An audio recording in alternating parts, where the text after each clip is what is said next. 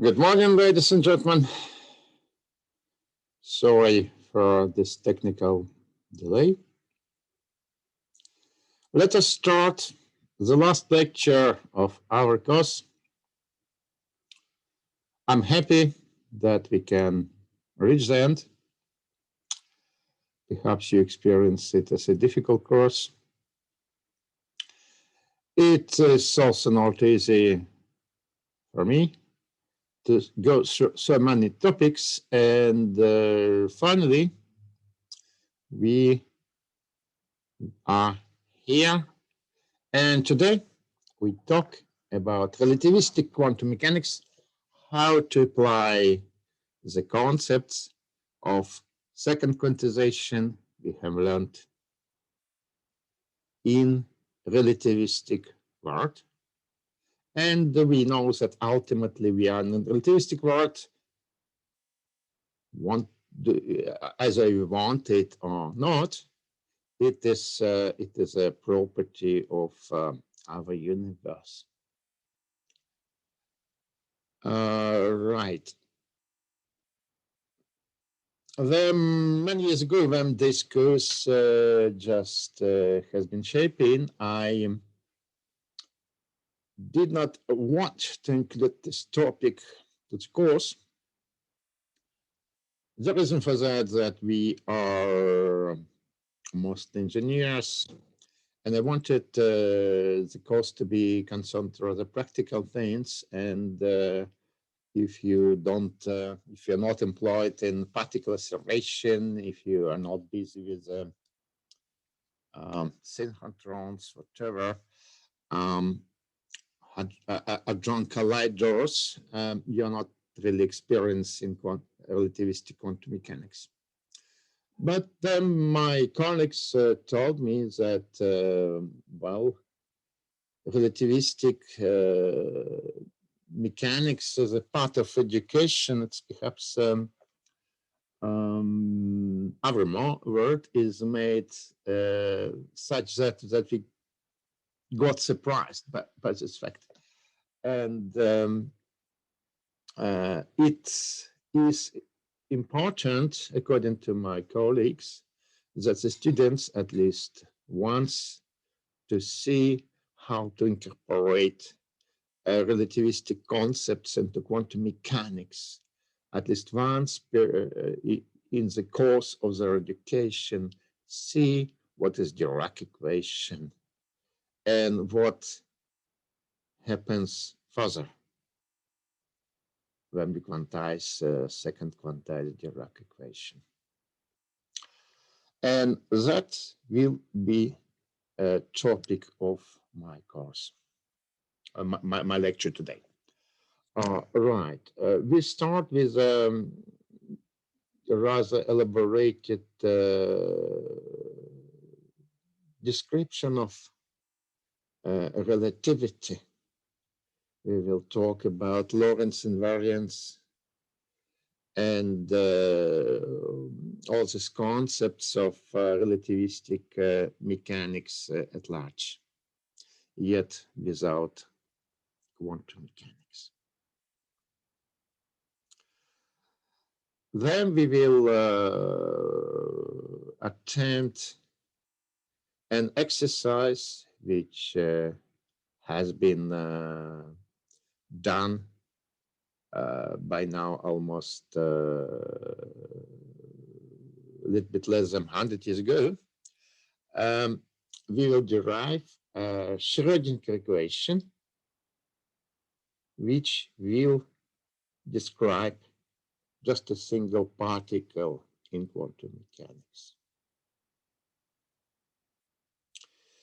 And there will be a story about several attempts to do this and why they appear to be inconsistent. And finally, we'll come to Dirac equation. Dirac equation describing a relativistic fermion, for instance, electron in vacuum. We will study the properties of Dirac equation. We eventually solve it in vacuum, get plane wave solutions. It's interesting questions. There are some things to look at. Further away, starting on this, we go to second quantization. We'll understand what are electrons, positrons, how do we feel how do we feel the space of states provided by Dirac equation. And we will derive interaction with electromagnetic irradiation by means of our old friend, gauge invariance. Making sure we just lay the basis of relativistic quantum mechanics. We will understand that it's similar to the many systems which we have looked at and which obey the rules of advanced quantum mechanics. We don't go any further to the wonderful world of relativistic quantum field theories. All right, that's the plan for today. Since it's somehow extra topic, there's very few place for this topic in examination. But anyway, there will be a couple of questions about relativistic quantum mechanics. So let's look at it.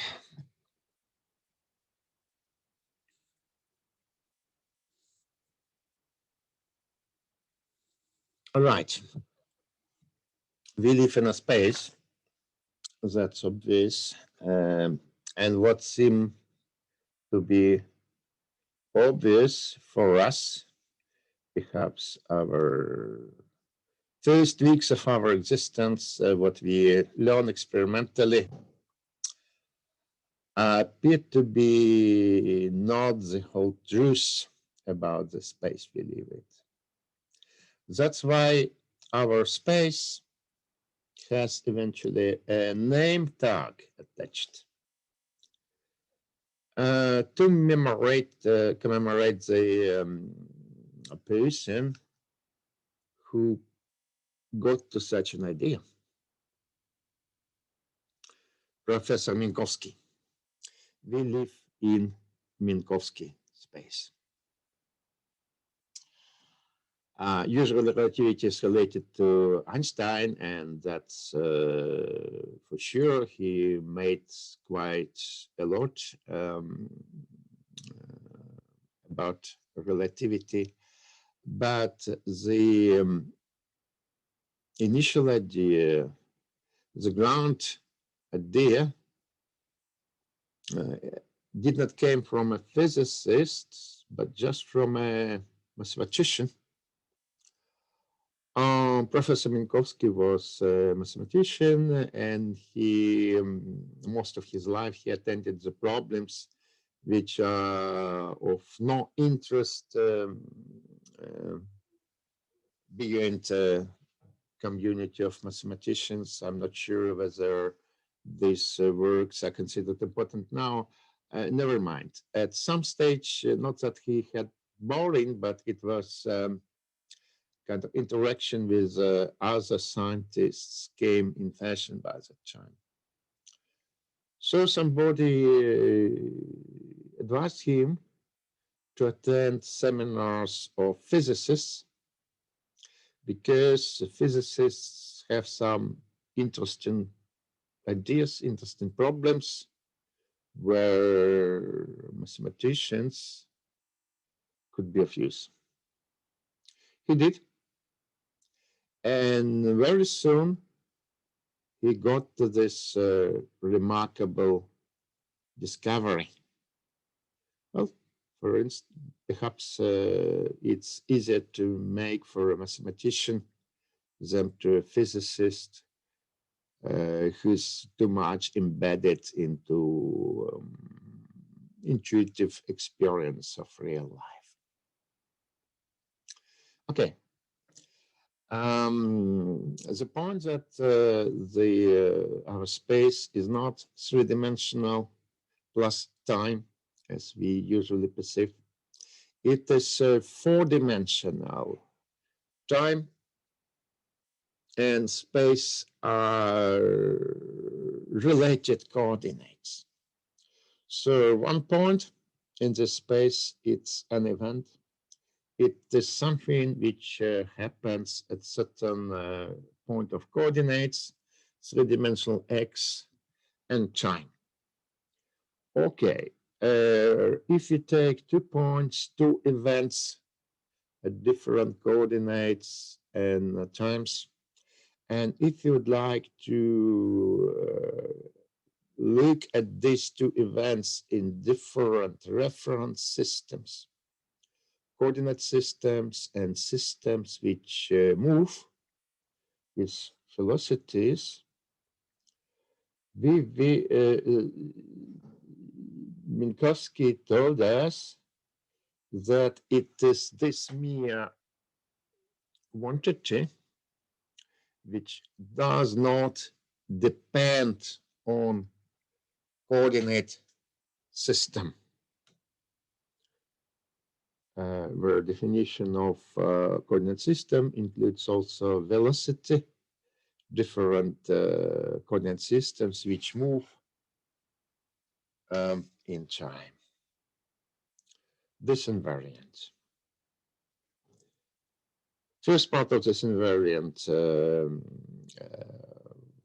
is the distance between these points, space distance. And another part is time distance. And our live experience tells us that both two are invariant, irrespective of coordinate system. It's not true. And all physics is conveniently and logically explained if one understands that the only sum or the difference of these makes an invariant.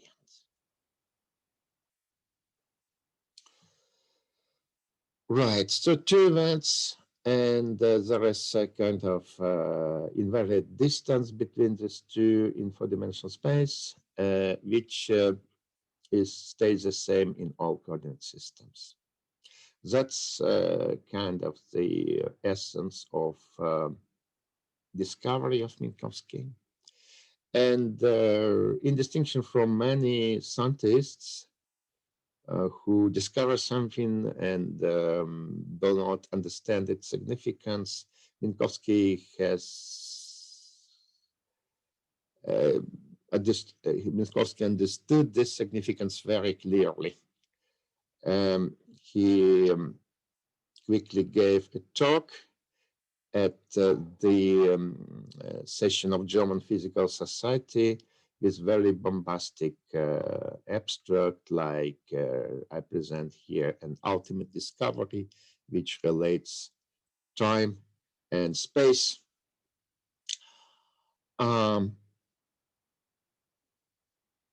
Shortly after this talk, Minkowski got a disease and passed away quite unexpectedly. Well, we don't know how our world would look like if he lived longer. Was rather unusual person.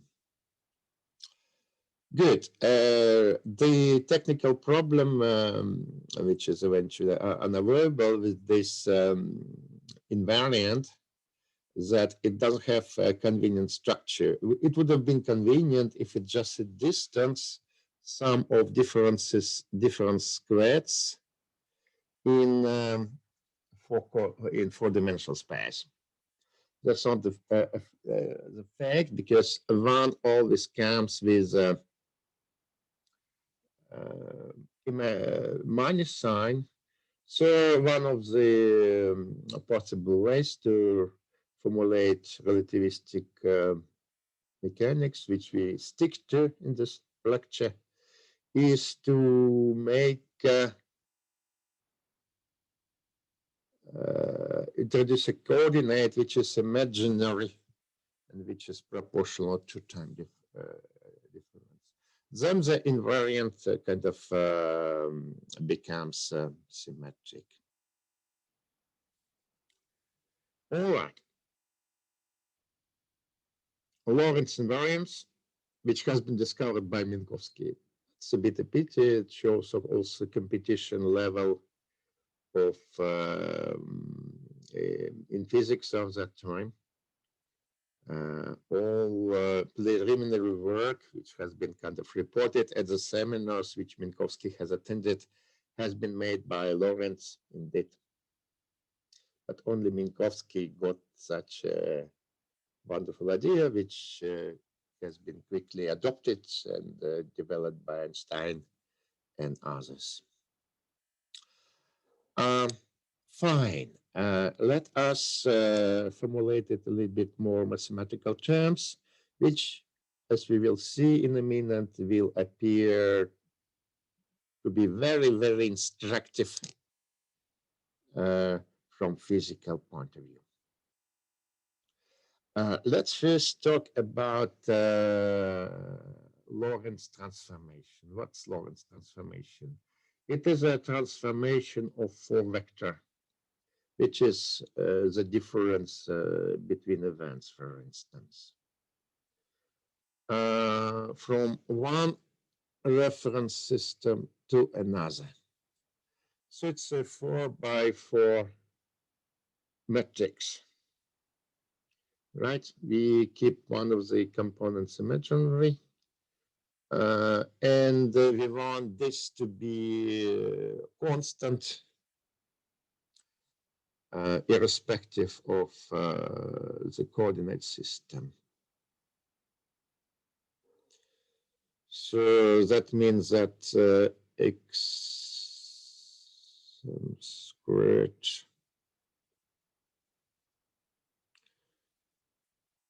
should be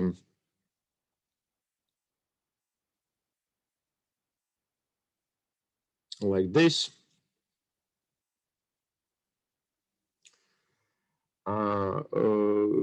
Good. In relativity, people do not write the sum signs, assuming if the indices are repeated, there is summation of these indices.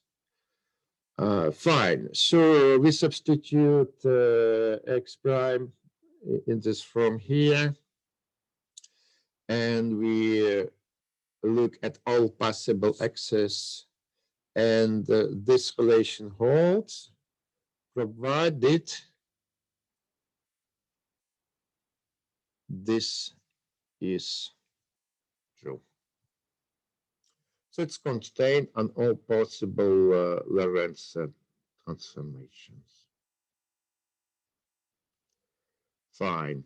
One of the examples, perhaps simplest example, is, for instance, transformation, Lorentz transformation, which does not really affect time. All right? Only space coordinates are transformed. So please, who can tell me, how do you call these transformations, or whatever? Give an example of transformations which affects coordinates only.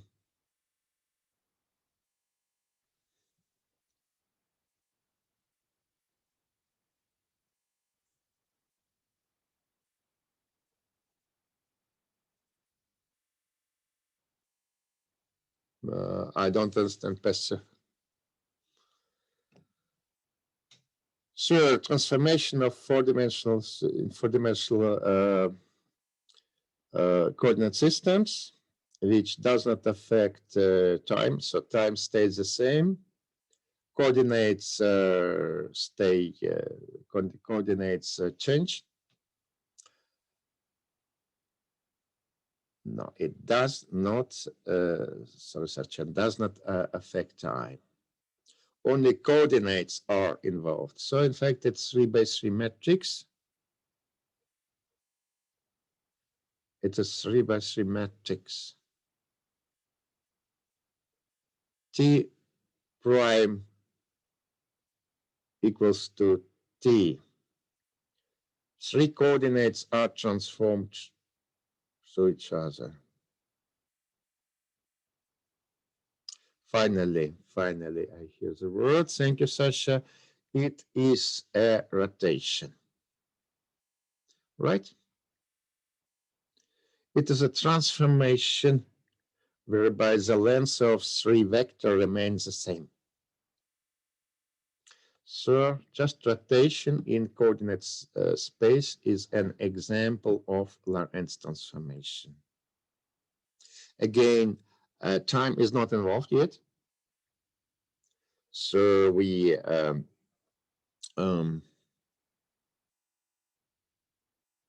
it's not Galilean transformation. Translation could be transformation. We are not talking about it yet, right? One can also say translation, but here it's a linear transformation. Rotation is the simplest example. Let's take another example, more interesting example and simultaneously more usual example. And right, let us take a matrix like this. What does it mean? These diagonal elements, we just have the same coordinates in directions 1 and 2. But x3 and x4 are mixed here. x4 is imaginary, so the Lorentz transformation looks like this. Let me write it as a vector product.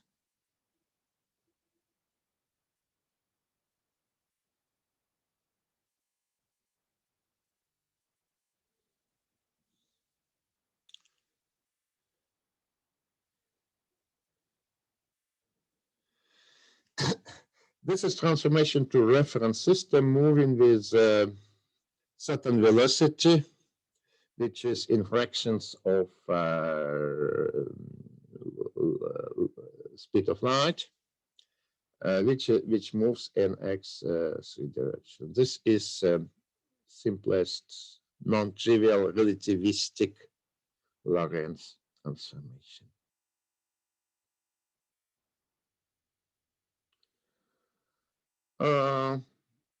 Right. Usually I tell about practical example.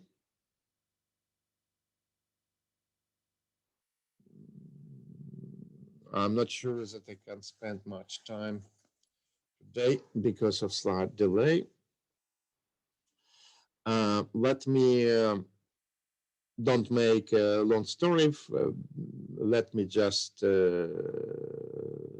tell you the answer and derivation. I would perhaps dedicate as an exercise because I guess most of you do remember the result, but it would be fun to see it to derive it from Lorentz transformation. Good. What's the example? We don't have much of relativity going around, so we go to science fiction words. So there is a Klingon ship called the Bird of Prey, and okay, if it just stays with respect to us, we see a certain size of it, which is, by the way, 95 meters long. If it moves, with respect to us. And if we take a short, we see the reduction of apparent size. Apparent, it's a size which we see. It is smaller by a factor. Let me recall the factor. Right. I think it's 1 minus b squared. Right. There's an example of Lagrange transformation. And the fund that you have here, first power of square root, and here you have inverse square root. So it's less obvious how to get from one to another one.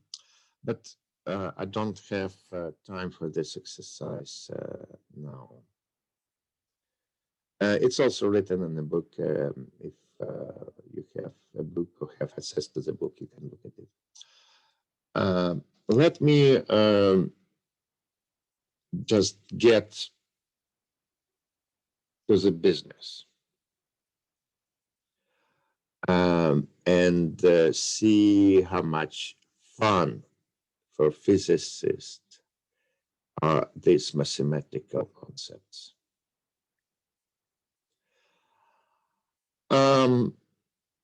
Let us talk about possible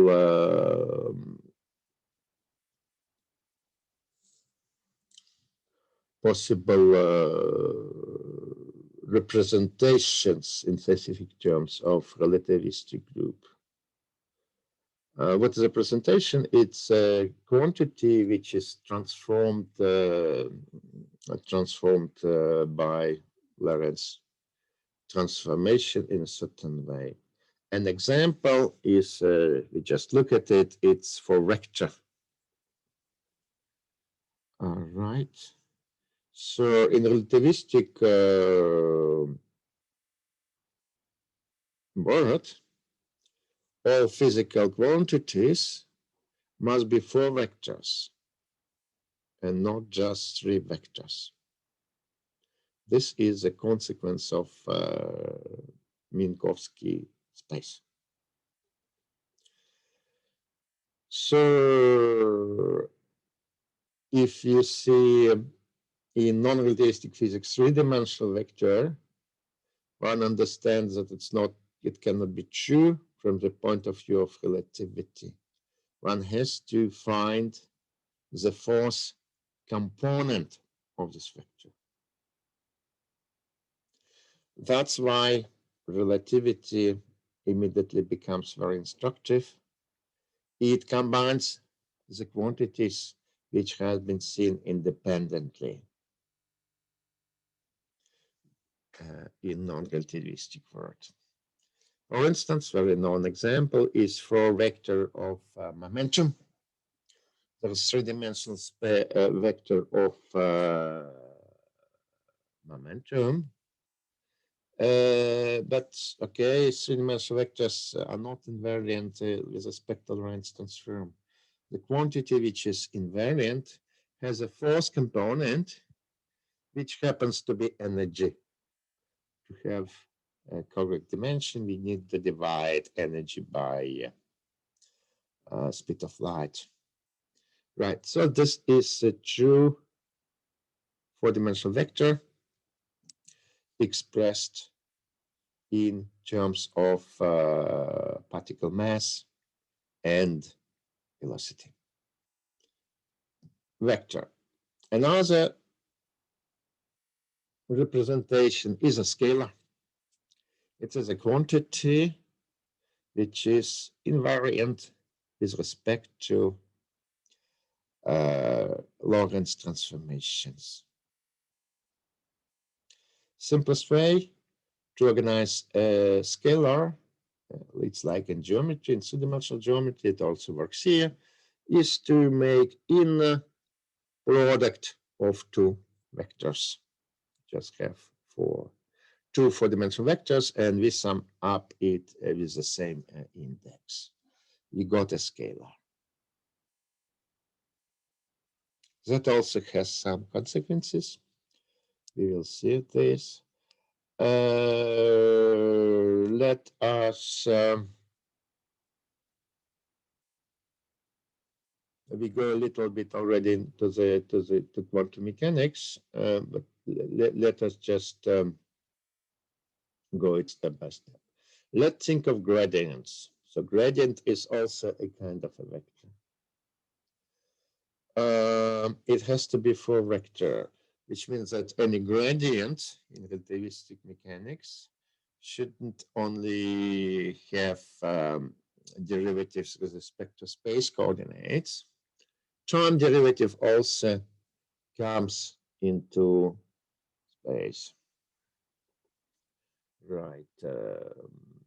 Let's make a scalar out of this vector.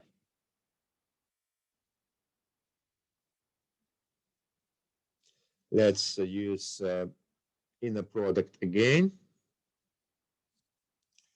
Right.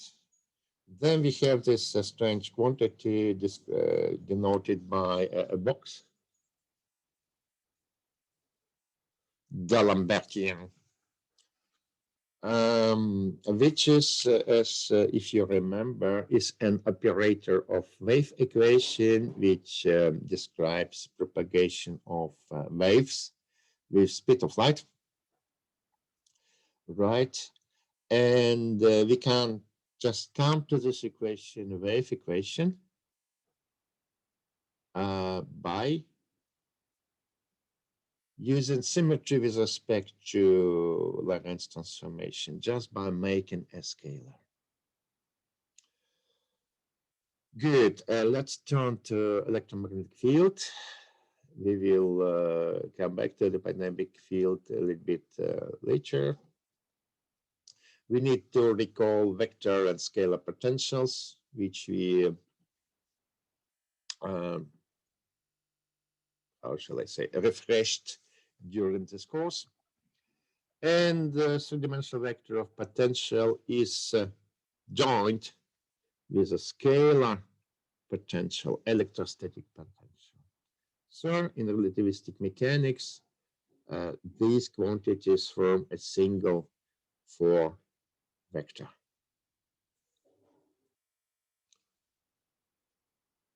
Fine. Let us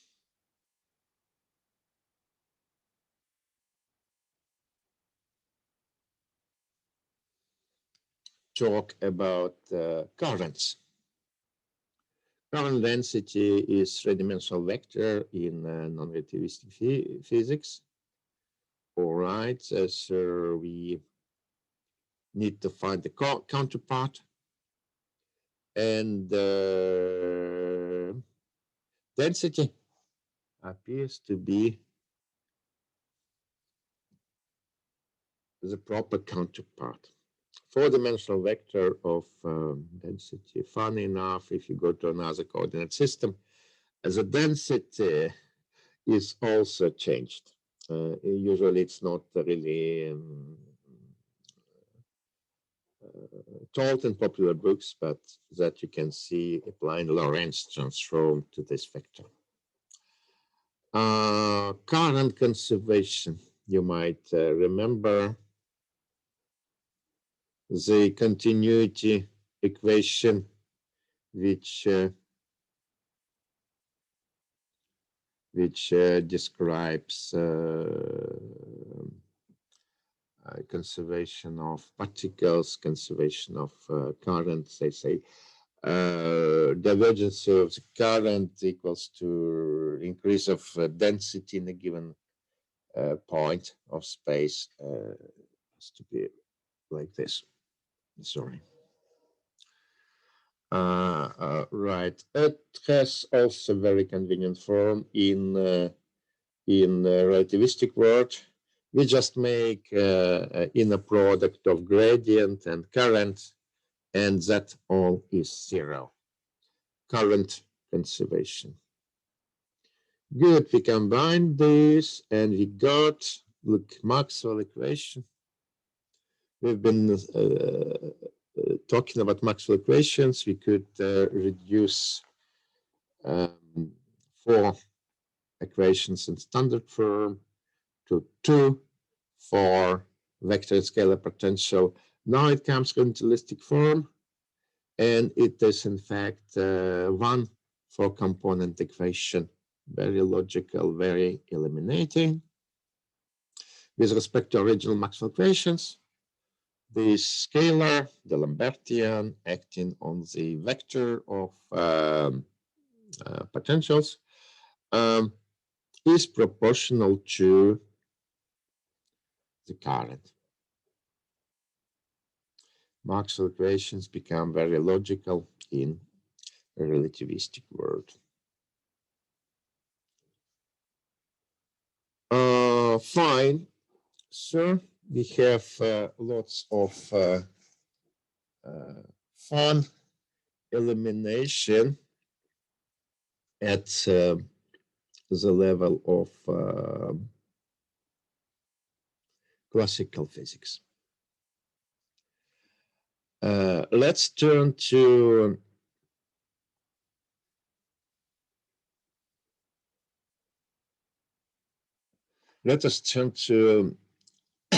sorry, quantum mechanics. Historically, quantum mechanics has been discovered, or whatever, has been shaped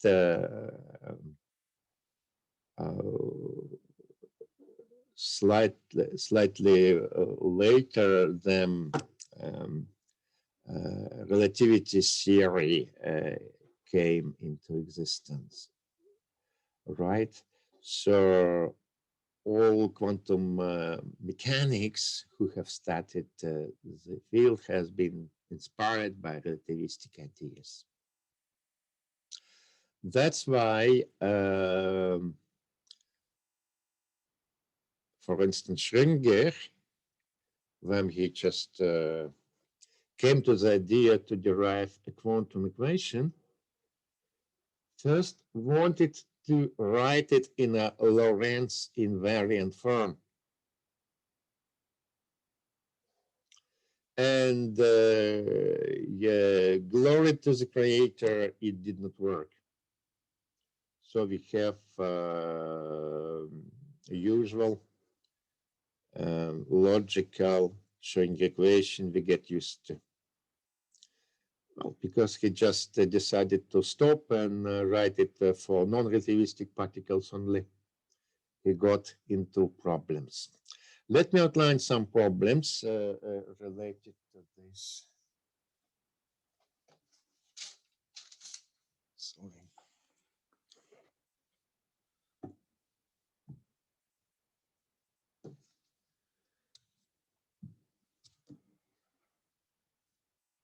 Some problems related to this. First of all, let us try to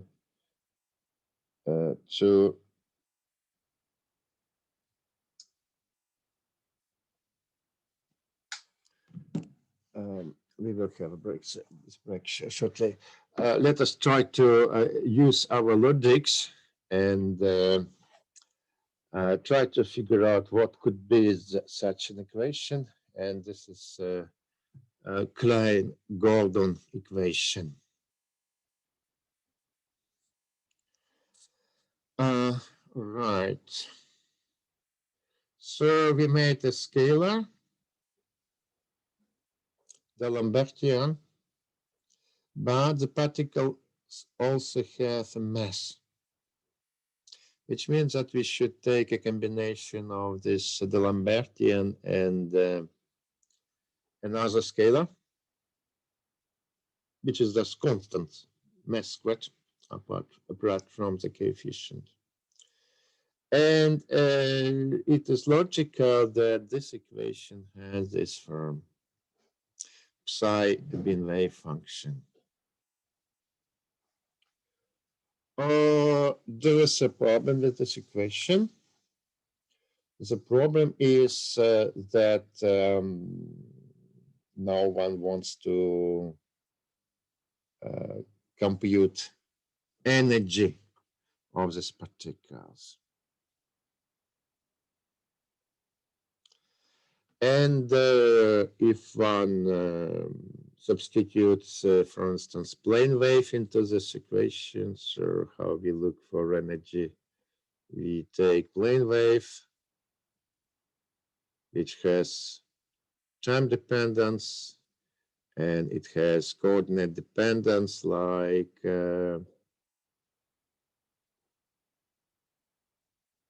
this. This is plane wave. If you substitute into this equation, we have, well, let me write it, E squared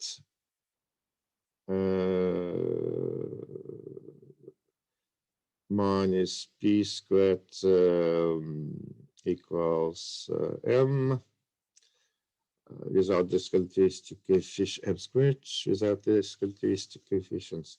And we have actually two solutions for energy for each given momentum.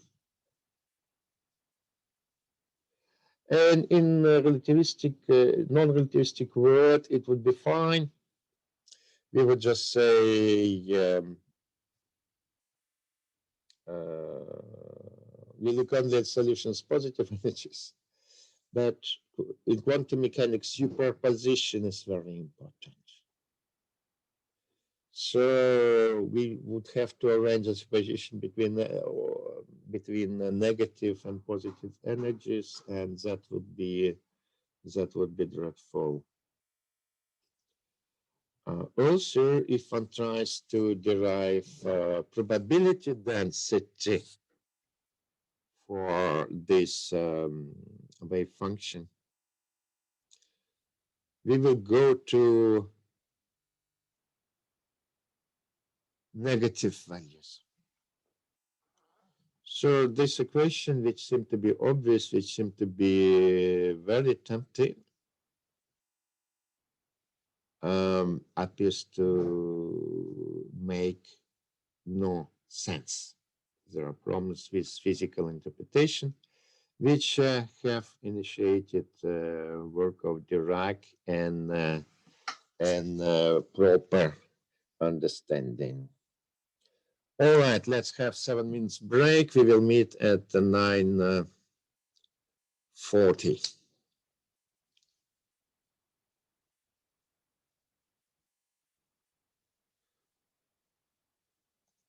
Let me stop the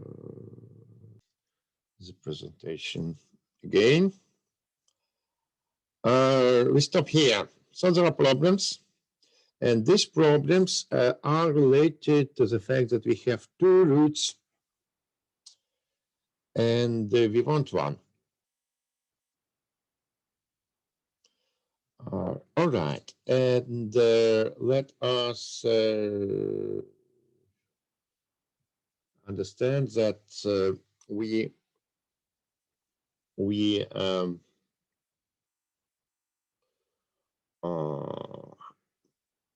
can get rid of this root just like we do in school algebra.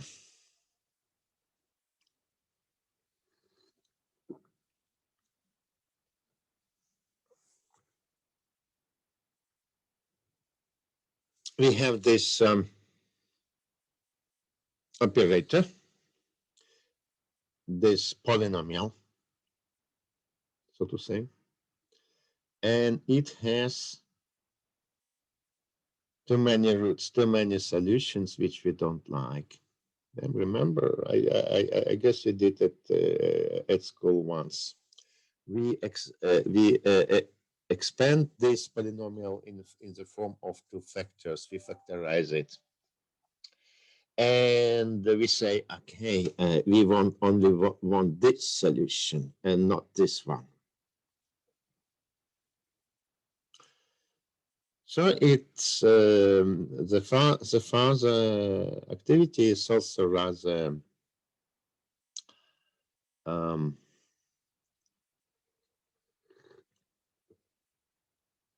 mathematical.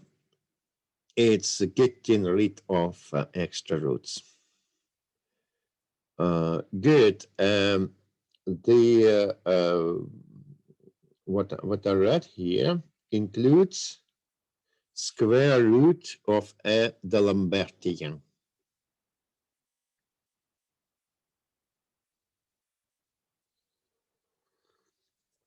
So the separator W squared should be equal to the Lambertian.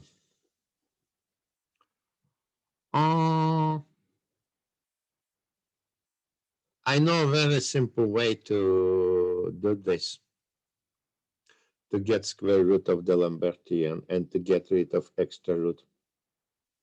Look, we have E squared, let's see, I don't write the relativistic coefficients. I will write it like this, minus m squared.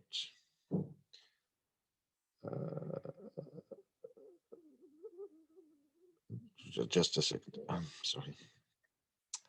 Need to concentrate, okay?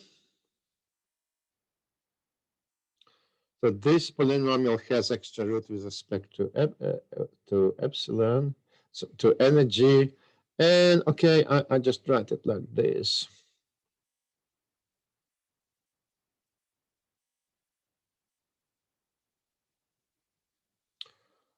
Right.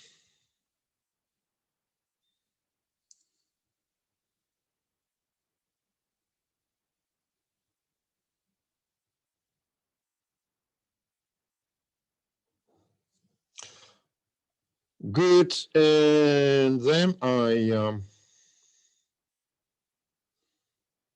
parentheses. I got rid of square root. So any ideas why physicists did not do it?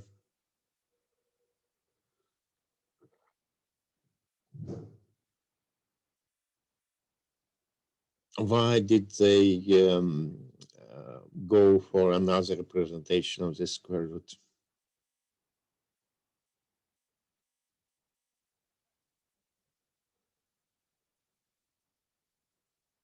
We would have string integration of the following type.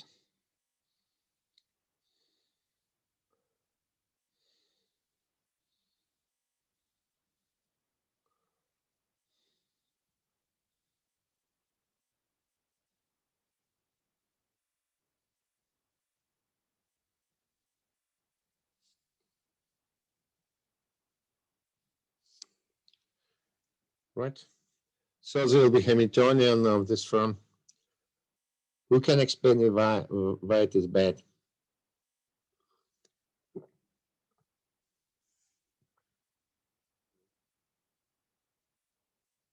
There's one point about this. If one runs this equation in coordinate representation, it will become non-local. Well, if one writes p squared, it's just a local, its second derivative in the same part. This operator is some kernel in coordinates, so the change of wave function in a given point will also depend on the values of wave functions in all other points.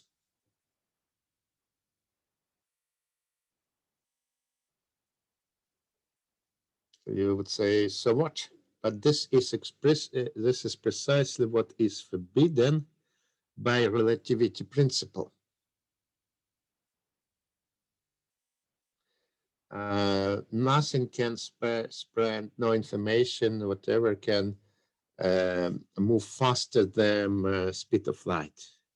But if this equation is non-local, it is brings information instantly between distinct points in space. So it is impossible. Good. So one has to stick to more to other ways to make square roots of Lorentzian. And there are many ways to do this. And the person who did it first was Dirac, and we shall understand the criterion he used. He just wanted to make it simplistic, minimal, and Lorentz invariant.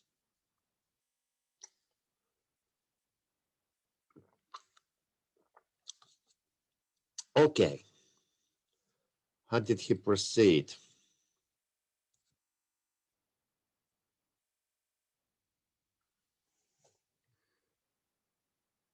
The Lambertian has gradient squared. So the assumption is that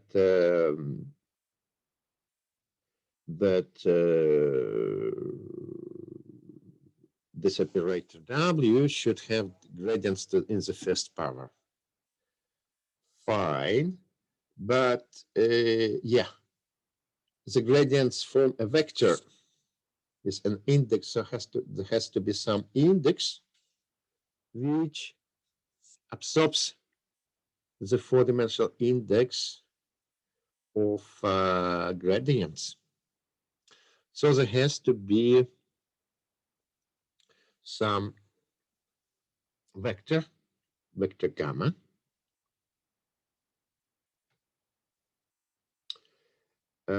if we some vector of operators to make sure that v squared is indeed the Lambertian,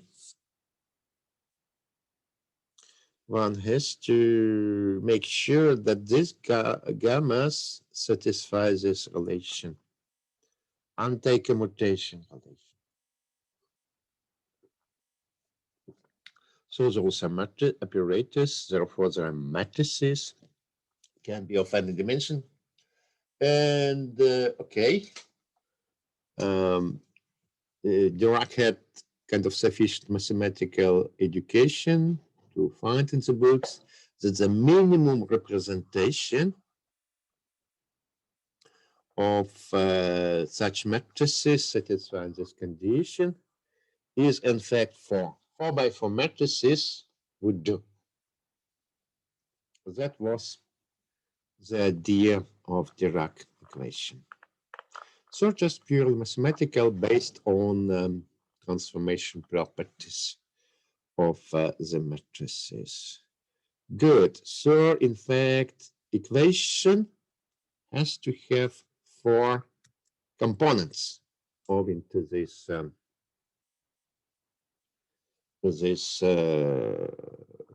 idea. Good.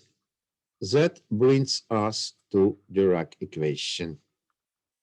Here I write it in several different forms. Anyway, all these forms are about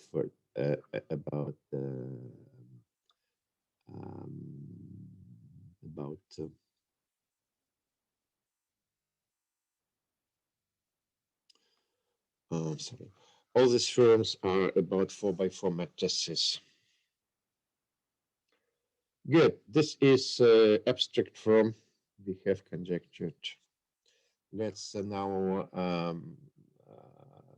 sort out these gamma matrices. What are they? Let's reveal them. 3 matrices as in relativistic physics, which belong to the coordinate, which belong to space coordinates. They form a vector. And okay, in 4-dimensional space, I arrange it like this. So this is 4 by 4 matrix made of blocks 2 by 2. And these non-diagonal blocks are eventually sigma matrices, which can compose a vector. So I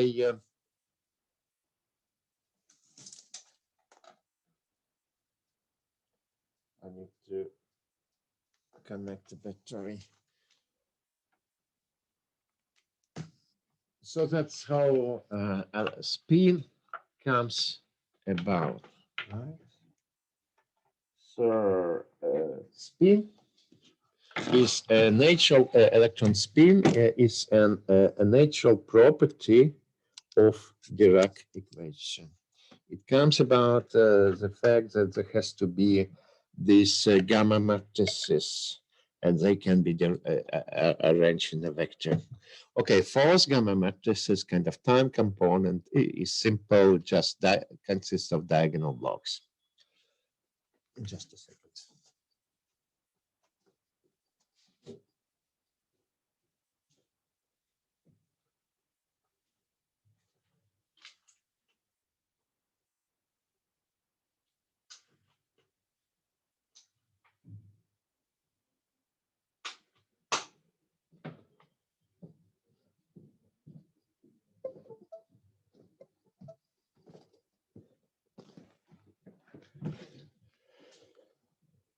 Good. So we will write it like this. Combining all that, we have time gradients at the diagonal. We have spin, and that comes coupled with the space derivatives. And all that acts on four components, quantity, wave function, which is again here is combined into blocks of two vectors. All right. Good. Wave function has four components. So natural idea would be say, well, perhaps it's a four vector. No, nothing of the kind. There is another four-dimensional representation of Lorentz group, which is called bispinor. Neither gamma is a four vector, right? A correct combination of gammas and psi's, which has properties of four vector, is eventually this one. Let's kind of remember this. We will need it when we go to to currents in Dirac equation. Fine. The equation is written. Let us attend its properties.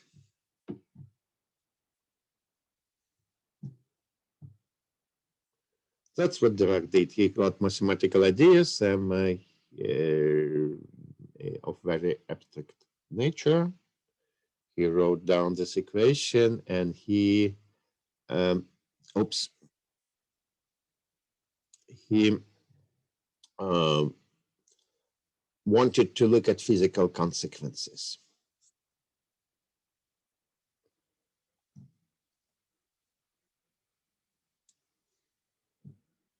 Something doesn't work. Good. We make several exercises. First of all, we will reduce it to Hamiltonian form. It's kind of a little bit easier for us because we get used to Hamiltonians to string integration. Just to connect it with something we got exercises. That's simple to do. Has to multiply this equation with a constant matrix, and we can get it to this form. This form is not Lorentz invariant, right? So time and derivative with respect to x come in non-symmetric fashion. But that's its only disadvantage because otherwise it has all advantages. It is a Schrödinger equation. And this is a Hamiltonian. New matrices are obtained by multiplication. So that's what they are.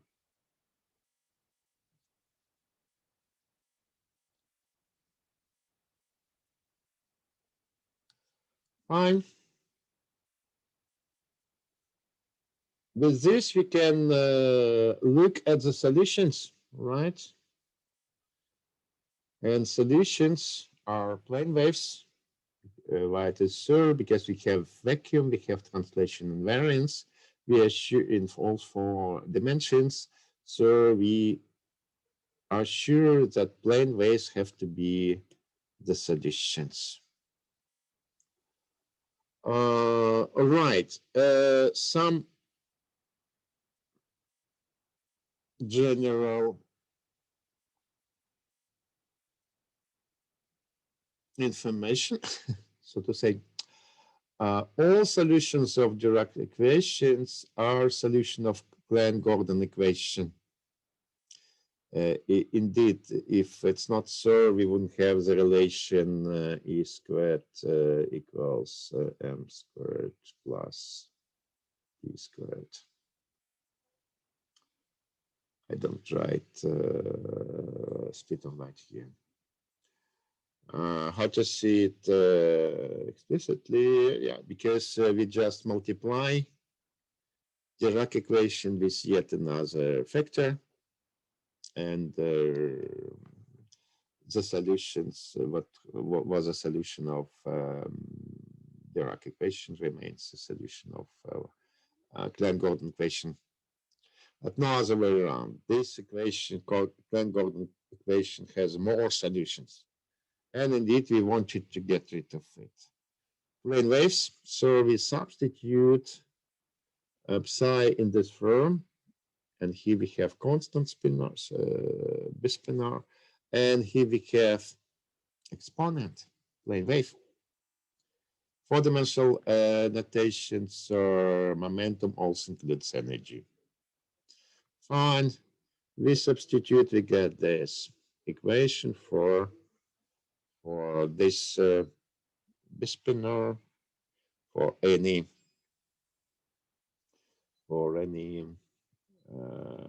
given four-dimensional momentum. All right.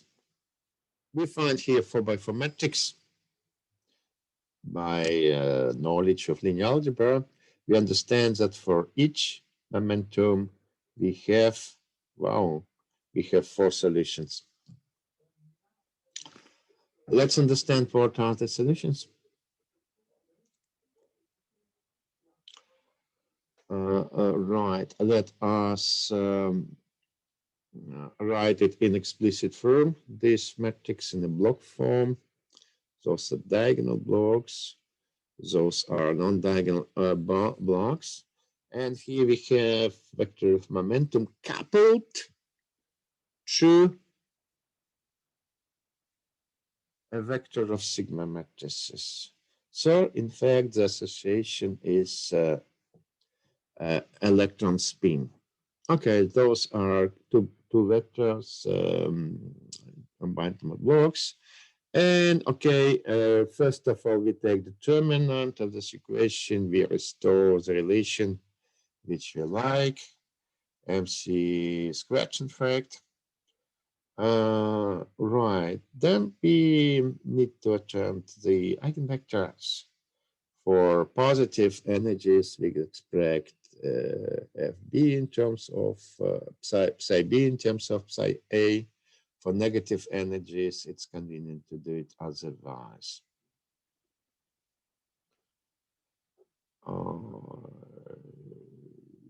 Good, which means that correspondingly psi B or psi A becomes zero at zero momentum in the state of rest.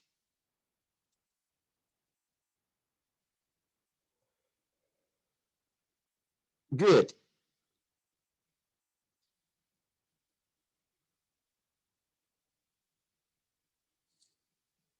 In this case, two components are not fixed yet, and they can be chosen arbitrarily, and we have a solution. Let's make a choice which makes sense. And this choice is to relate spin. Let's see, just a second. How did you this? Um, uh, First, is to choose quantization axis of spin. So as that would take values plus minus, and we have solutions corresponding to plus minus values of spin components. Good. So with this, we can find four solutions at rest. Here they are, all four. Those with positive energies, those with negative energies, and the projection of spin on z-axis is either 1 or 2. Good. With we can do it at non-zero momentum. All right, good. One has to make quite some work deriving these vectors, and eventually one needs to normalize it. Those that can be done. Oh, fine, it's still not very illuminating. Let's simplify the notations and make a more symmetric choice. Fine. How do we do this? Let us first parameterize momentum with a letter. Let's call it chi. That's a parameterization which satisfies E squared equals M squared plus P squared.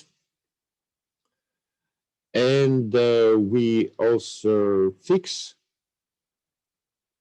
the direction of spin with respect to natural quantization axis, which is propagation direction of the electron. So we have two polarizations, and it's like for light. Huh? Two possible polarizations corresponding to two different signs here. All right, with this we can write for solutions of this form. So red plus minus signs correspond to different polarizations.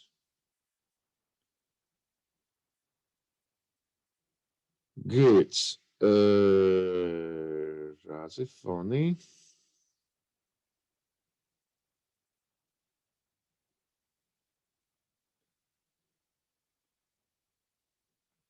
What does it mean? What it's supposed to illustrate?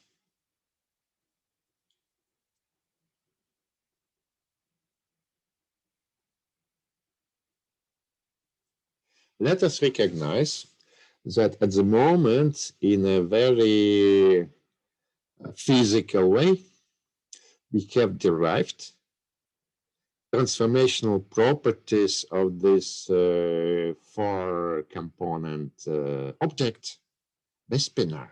It's not a vector. It is a quantity which includes spin. And right here we are.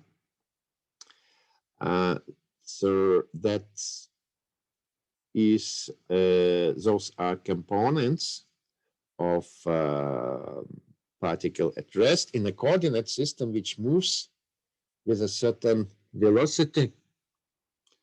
That velocity, let's see, I have to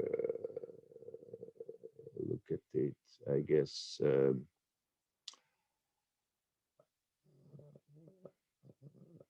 Yeah, it's a function of chi. So chi-parameterizes velocity. It's interesting to see 1/2 over here. That's 1/2 which you encounter. Perhaps you remember this from angular momentum quantum mechanics. If we rotate in coordinate space with angle alpha, the wave functions actually transform with half of the angle. They have cosines and sines with half of the angle. Because, yeah, eigenvalues of spin is half integer. Right? So here we see this transformation for the spinors. We have solved Dirac equation. If we knew from abstract math what are the transformation properties of spinors, we could formulate this answer otherwise. Good. What I want to say, we know the solutions. We could do more mass or less ones. Anyway, we have 4 solutions for the particles, for a particle, relativistic particle. We have figured out that this particle has spin and also property to have positive and negative energies. So now it's time to interpret. That was also work of Dirac. Good.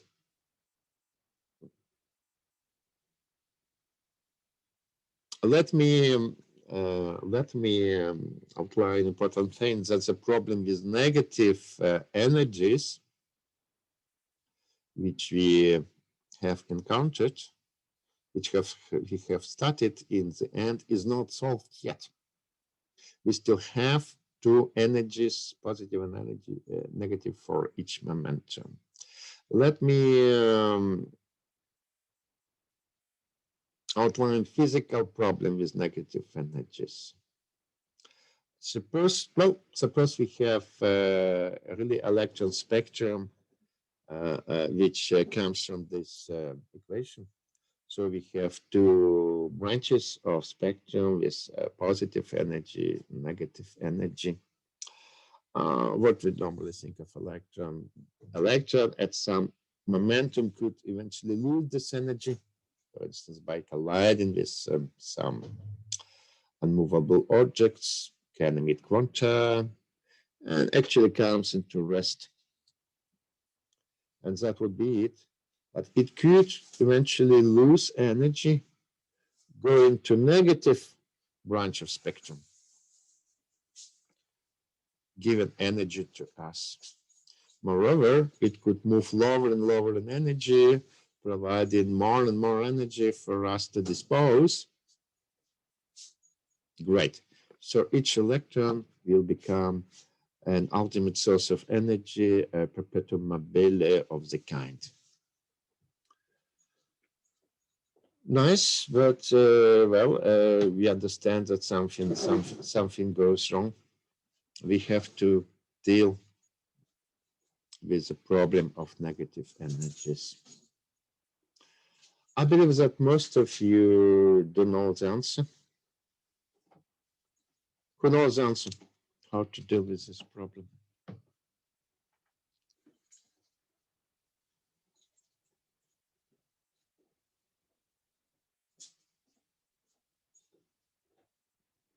Right, antiparticles. So the solution is pretty much known. Let me just spell it out.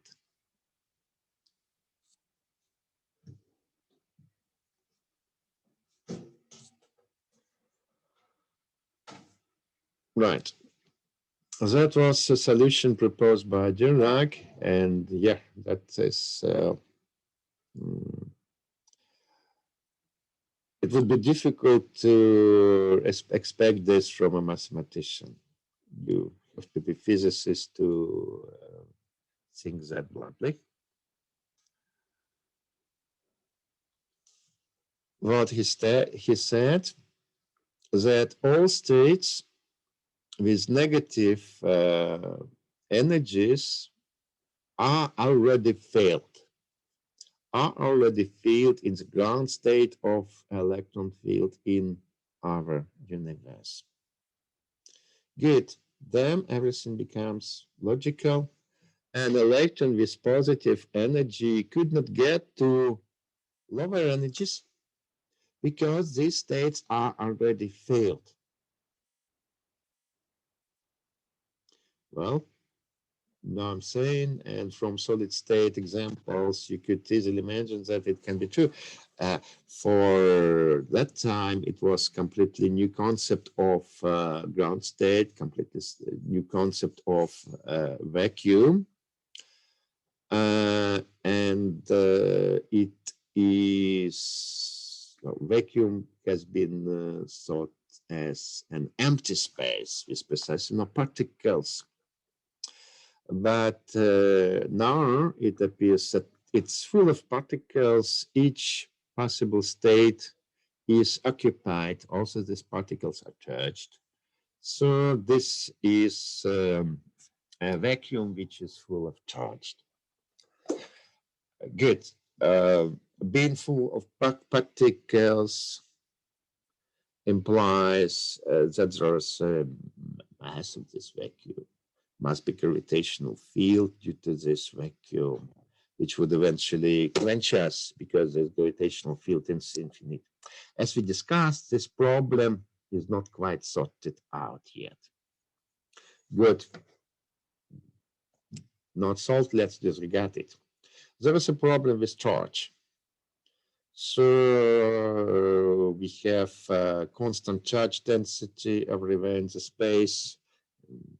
Apart from the fact that this density is actually infinite, it would provide electric field directed to the center of universe, gigantic electric field. This is not what we observe. And I guess we can solve the problem with charge rather easily. Can we?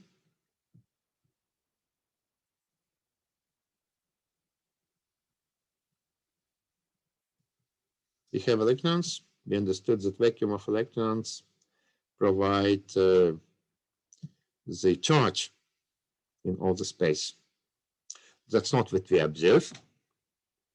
Vacuum seem to have zero charge density. So there must be something which provides zero charge density. What is this?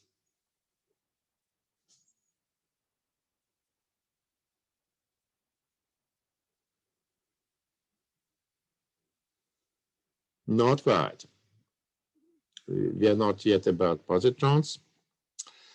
One can assume simply that in addition to electrons, there is another particle of that type. Electrons have negative charge. There's a particle with positive charge.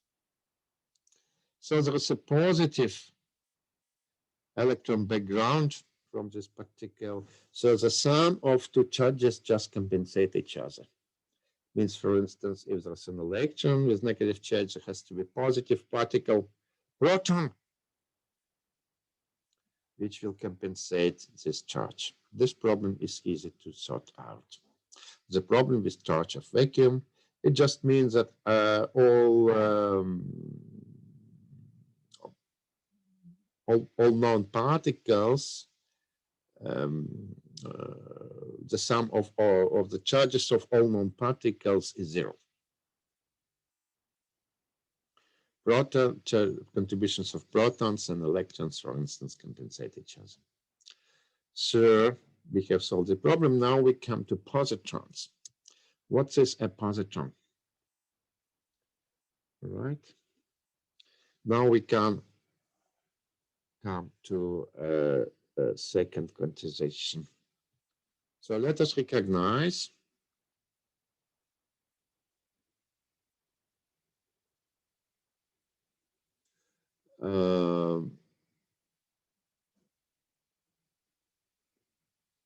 let us recognize that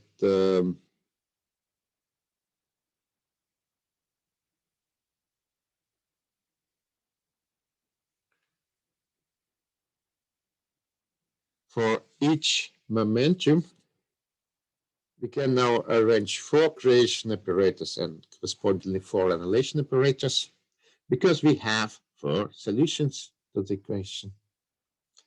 All right. So let us see what we have. Let's look at creation operators. We can create a particle with us at any given momentum. We can create a particle with 2 values of energy, positive and negative, and 2 values of spin. All right. And what is the ground state? What is new vacuum? We take a vacuum without particles, which hardly exist, and we fill it with all particles of negative energy with both directions of spins. So we have a new vacuum. Our vacuum we have, say, in non-interacting fermion gas with some states field. So what is a positron? A positron is when we extract a particle with negative energy. So we kill an electron at negative energy, okay, with minus spin to have so spin of electrons and holes is opposite. Good. So we have an excitation of this vacuum, which has positive charge. Right? It has certain momentum, has positive energy, has spin, and importantly, positive charge. This is purely theoretical prediction, which can be verified.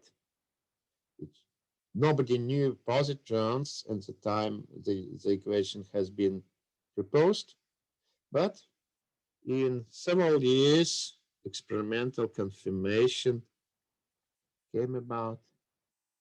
People did see particles which have the same mass and electron, all the properties,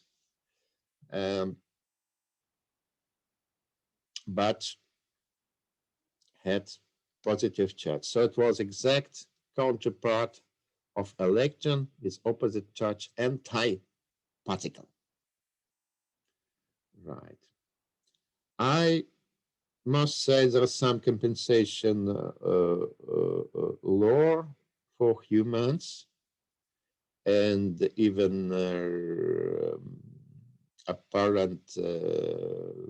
apparently great people making great discoveries. But this law of compensation make great mistakes as well. In the original paper of Dirac, he eventually conjectured that this is a proton, which was crazy because proton has very different mass than electron. Well, it has positive charge. I don't know. There are many examples. It's not the only example where great people make stupid mistakes in key articles. But anyway, we are all humans. Humans are subject to making mistakes. It's a part, but perhaps it's an advantage of us. We are not computers. Fine.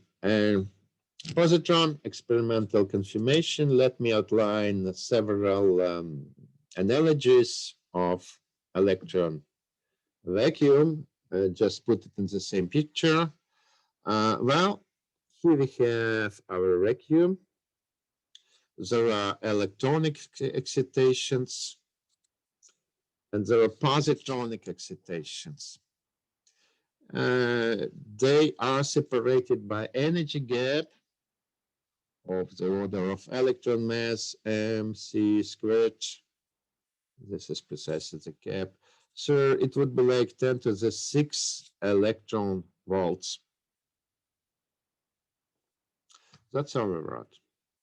Something very rather similar we see in semiconductors. What do we have in semiconductors? There's an example of a semiconductor. We also have excitations with positive energy and negative charge electrons. We also have we also have excitations with positive charge holes. The point is that symmetry kind of is a bit different. Relativistic symmetry dictates mirror symmetry of the electron and hole spectrum. That doesn't work in semiconductors. So holes are eventually different. There are even more bands for holes, more sorts of holes than for electrons.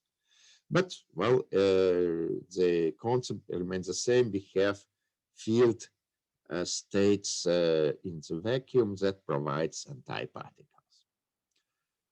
Good. Another system is graphite. Graphene, for instance, for a single sheet, when we have two-dimensional spectrum, and we also have particles and antiparticles, field state and empty state. But for a change, there's no mass. So the mass is, the gap is 0 electron volts. So the spectrum becomes conical in graphene. This is, for instance, analogous with neutrino spectrum in this vacuum. Neutrinos doesn't seem to have a mass, at least a measurable mass. Right, so this is another analogy between solid state physics and, well, physics of vacuum, physics of elementary particles. That gives me, well, it's not a conclusion, it's my feeling that eventually there's not much difference between relativistic quantum mechanics and some more practical examples, except the fact that, well, again, in our life, we don't have easy access to relativistic physics. All these examples seem to be more practical. Good. Some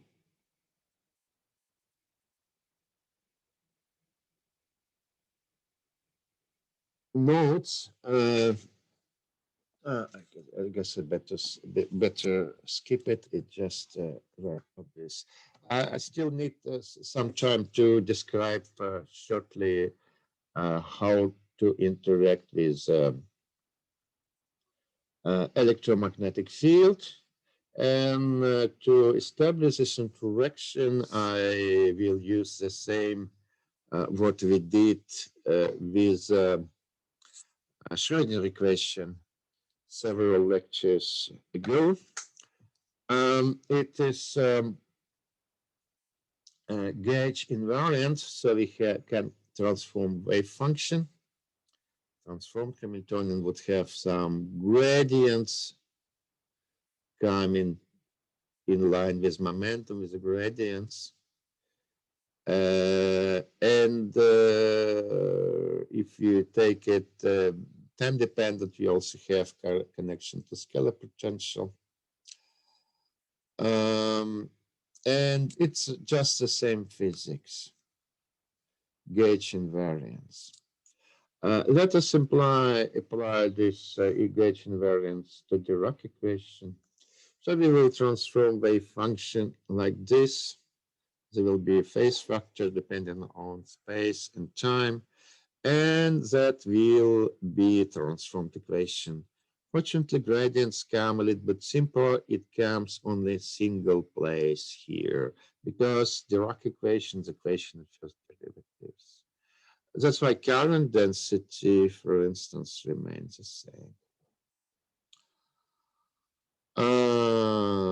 Fine. Now let us make a prescription which we have already made use of it.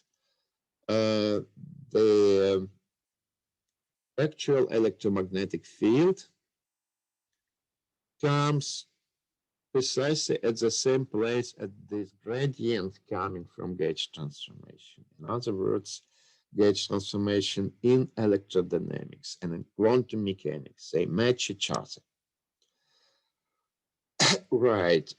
So with this, all gradients are transformed in the following way to incorporate electric magnetic field. This gives us Schrödinger equation, Dirac equation in electromagnetic field. Now we can make last step. We can write second quantization. We have already second quantized photons. We have second quantized electrons. Now we bring everything together. We get electrons and photons interacting by means of this interaction. One can investigate it in perturbation theory that appears to be divergent. There was a long interesting story about this about 70 years ago, how to get rid of it. But this is already not my story. I just open your door. You can go there if you wish. Thereby, we finish the lectures of our course of quantum mechanics. Thank you for your attention. We will meet yet many times during problem solving sessions with homeworks and things like that. But anyway, thank you for being with me. Thank you for your attention. So I stop the